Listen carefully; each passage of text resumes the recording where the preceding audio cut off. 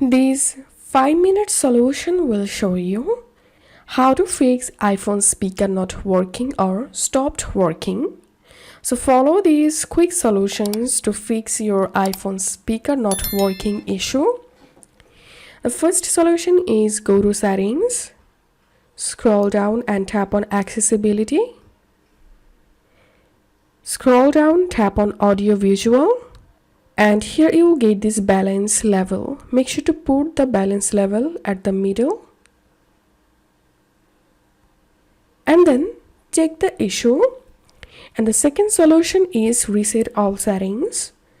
Go to general, transfer or reset iPhone, reset all settings. Once done, check the issue.